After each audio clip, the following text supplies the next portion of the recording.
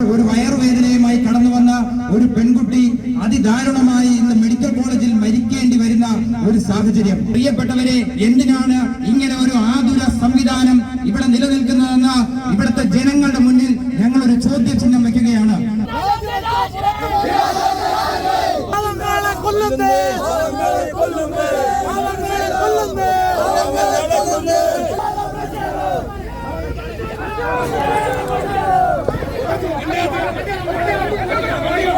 ഇതുപോലൊരു വിപത്ത് ഈ ആശുപത്രിയിൽ സംഭവിച്ചപ്പോൾ ഞങ്ങൾ ഇവിടെ സമരവുമായി വന്നിരുന്നു.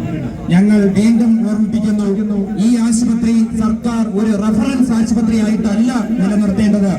ഇവിടെ അത്യാവശ്യമായി കടന്നു വരുന്ന രോഗികൾക്ക് ആവശ്യമായ ചികിത്സാ സൗകര്യങ്ങൾ ഉറപ്പുവരുത്തുവാൻ ഇവിടുത്തെ MLA-യും ഇവിടുത്തെ ആരോഗ്യവകുപ്പ് വിഭാഗവും തയ്യാറാകണം എന്നതാണ് യൂത്ത് കോൺഗ്രസിന്റെ ആവശ്യം. നിങ്ങളൊന്ന് ആലോചിച്ച് നോക്കൂ, ഒരു വയറുവേദനയുമായി കടന്നു വന്ന ഒരു പെൺകുട്ടി അതിദാരുണമായി ഇന്ന് മെഡിക്കൽ കോളേജിൽ മരിക്കേണ്ടി വരുന്ന ഒരു സാഹചര്യം. ഇവിടെ വരുന്ന ഒരു രോഗിക്ക് ഒരു ഇഞ്ചക്ഷൻ എടുക്കുമ്പോൾ അത് ടെസ്റ്റ് ഡോസ് കൊടുത്തിട്ടാണോ അല്ലയോ എന്ന് പോലും തീരുമാനിക്കുവാനുള്ള ഒരു പവറില്ലാത്ത ഒരു ഡോക്ടർ ഇവിടെ ഇരിക്കുമ്പോൾ, പ്രിയപ്പെട്ടവരെ, എന്തിനാണ് ഇങ്ങനെ ഒരു ആതുര സംവിധാനം ഇവിടെ നിലനിൽക്കുന്നതെന്ന് ഇവിടുത്തെ ജനങ്ങളുടെ മുന്നിൽ ഞങ്ങൾ ഒരു ചോദ്യചിഹ്നം വയ്ക്കുകയാണ്. ബാക്കി ഈ സർക്കാരിന്റെ കാലഘട്ടത്തിൽ വീണ ജോർജ് ആരോഗ്യമന്ത്രിയായിരിക്കുമ്പോൾ വീണ ജോർജ് കപ്പലും കപ്പിത്താനെയും നോക്കി നടക്കാതെ സ്വന്തം വകുപ്പായ ആരോഗ്യ വകുപ്പ് സംരക്ഷിച്ചില്ല എങ്കിൽ ഈ കേരളത്തിൽ പ്രതിപക്ഷ നേതാവ് പറഞ്ഞതുപോലെ ശക്തമായ മുന്നൊരുക്കങ്ങൾ നടത്താതെ ഈ മാസങ്ങളിൽ, ഈ മഴക്കാലങ്ങളിൽ ഇത്രയും രോഗങ്ങൾ ഇന്നതാ നിപ്പ വരെ കടന്നു വന്നിരിക്കുന്നു. നിപ്പയുടെ ഉറവിടം പോലും ഈ ആരോഗ്യ വകുപ്പിന് ഇത്രയും കാലമായിട്ട് കണ്ടെത്താൻ കഴിഞ്ഞില്ല എന്നതാണ് പ്രിയപ്പെട്ടവരെ വാസ്തവം.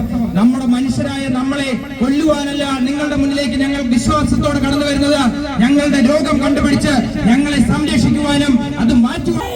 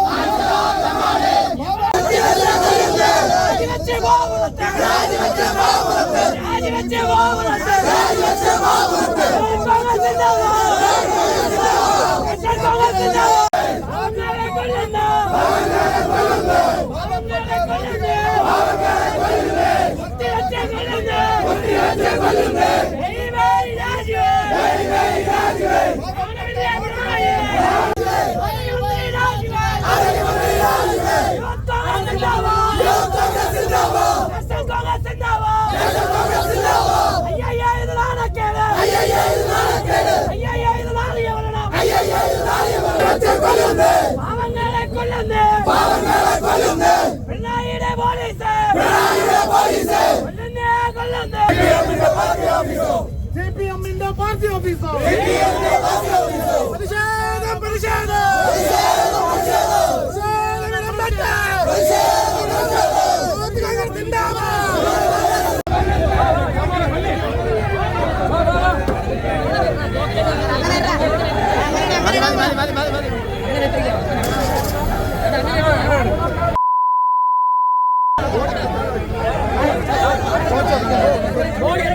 Body ഇറക്കണ്ട, body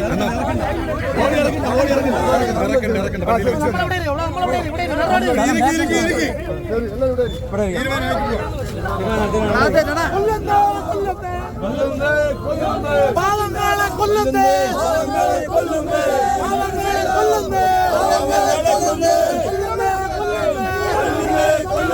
മരുന്നുമാരെ കുത്തിവെച്ച് ആരാധന്മാർ കൊല്ലുന്നേ.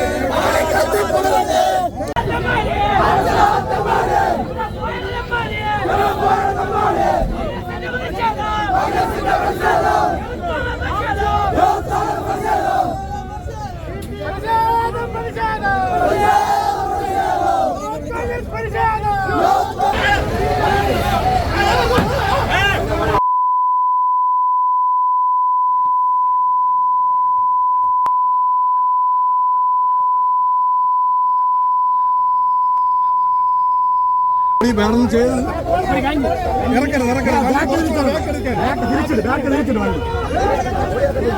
ബോഡി ഇറക്കണ്ട.